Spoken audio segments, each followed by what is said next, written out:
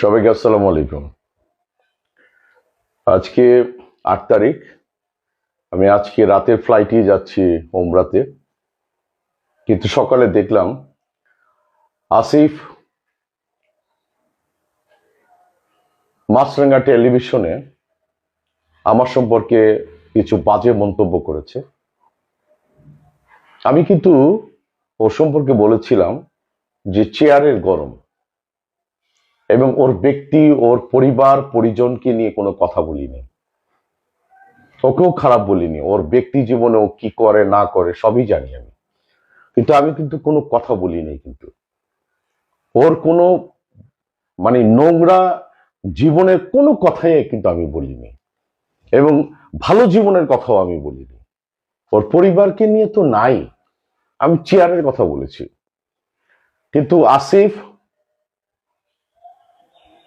আপনি আমার সম্পর্কে মাছরাঙ্গা টেলিভিশনে বললেন যে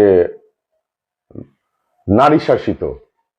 আসিফ, তুই গিয়া মৌসুমীরে গিয়া জিজ্ঞেস কর আমার অবস্থান কোথায়। আমার ব্যক্তি জীবন নিয়ে তোর কথা বলার কোনো দরকার আছে? আমার ব্যক্তি লাইফ নিয়ে আমাকে নিয়ে তুই সমালোচনা কর।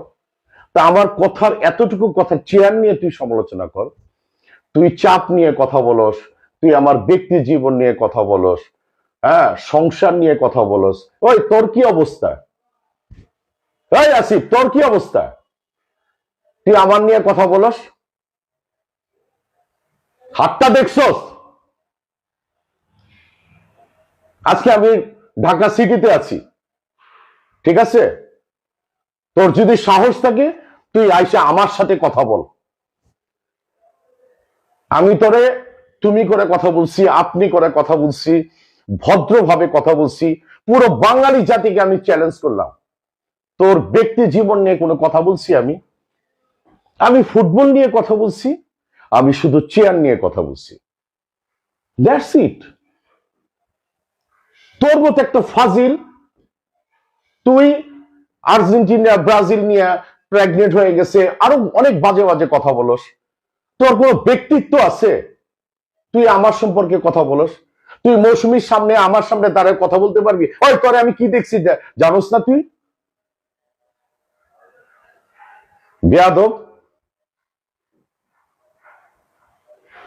এখনো ভালো হ, আল্লাহ সম্মান দিছে, বয়স হয়েছে, ভাবি অনেক ভালো একজন মানুষ, বাচ্চারা অনেক ভালো, বিয়ে শাদী দিছিস, নাতি নাতকুরের দাদা হইছিস।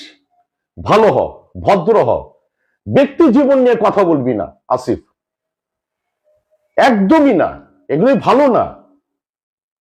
আমি কি না আসি না আসি তোর ম্যাডামরে যে জিজ্ঞেস কর, ঠিক আছে? বেয়াদব।